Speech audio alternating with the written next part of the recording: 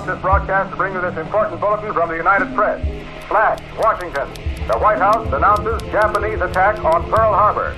Stay tuned to WOR for further developments. We interrupt this program to bring you a special broadcast. Here's the bulletin. Washington. The president decided today, after Japan's attack on Pearl Harbor and Manila, to call an extraordinary meeting of the cabinet for 8:30 p.m. tonight, and to have congressional leaders of both parties join the conference at 9 p.m. And now we take... Okay, we're over here at Fort MacArthur in San Pedro, California, and we're doing a paranormal investigation of this portion of the fort. The complex itself is something like 40 acres, so it's quite vast. We're just doing a very small portion of the area in the building where a lot of the old artifacts are.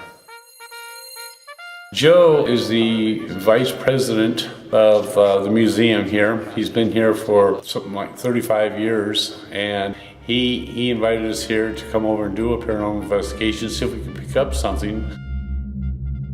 Are you down here with us, and if so, what is your name? As I walk this property speaks to me in a way that it doesn't speak to the casual observer or the casual visitor, and I hear the voices and I remember the stories at almost every turn. So I am what you would say oversaturated by phenomenon and history. This was the last of the major seacoast defenses built in the United States before the Second World War. It is a massive piece of engineering built at a time before mechanized construction, all handmade. The ceiling of the building is 10 feet of reinforced concrete with another 10 feet of beach sand over the top of it.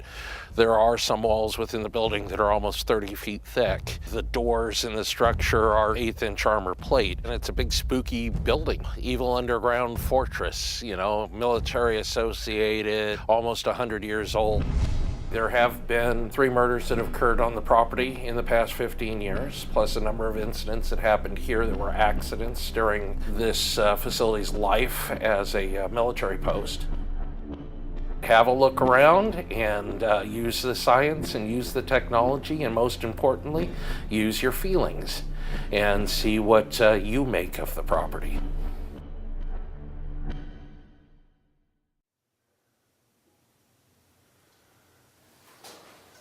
Are you down here alone? Are there others with you? There's an object down the hall, halfway down the hall, sitting on the floor. If you go by it, walk by it, or put your hand in front of it, a red light will come on to let us know you're here. Can you make the red light come on that object? It's a little box, electrical box, sitting on the floor about halfway down from us. All right, let's go see if I can find you. I was in the room where the Jeeps are, and it's almost sort of like a maze. You go down one area, and then you have to go to another, lots of rooms, dead end. And I had my iPhone working, and I was doing EVPs, talking into the tape recorder, and all of a sudden I saw a shadow, and I thought that it was my own shadow, so I stepped back in and looked at myself, and my shadow was much lower, so I turned around wondering what it was, and when I turned around down the hallway, I saw the shadow again, kind of stop halfway and then disappear.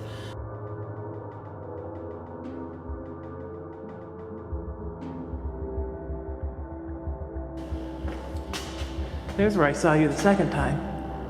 Right there.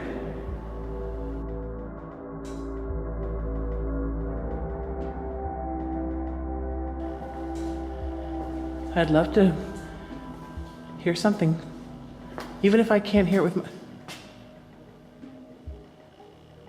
There's a room back there where there are lots of boxes stacked up, and even though there was nothing going on and none of you were anywhere around and it was just me there, it sounded like somebody was stacking wood crates on top of each other. I hear you in there.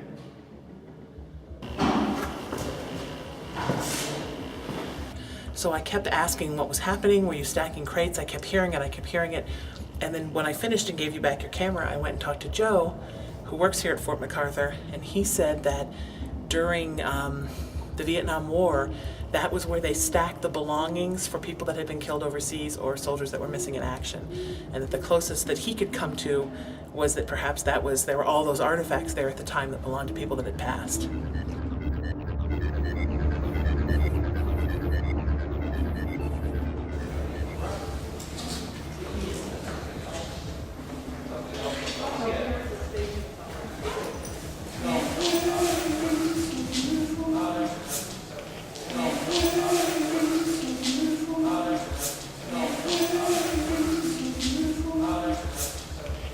I think it's a great place. I think it's a great place for people to come and see and learn about the history of this area, as well as the military portion of it too. It covers both military history here as well as civilian history. So I think this is the type of place that families ought to be coming to take it all in. This place has got a heck of a story.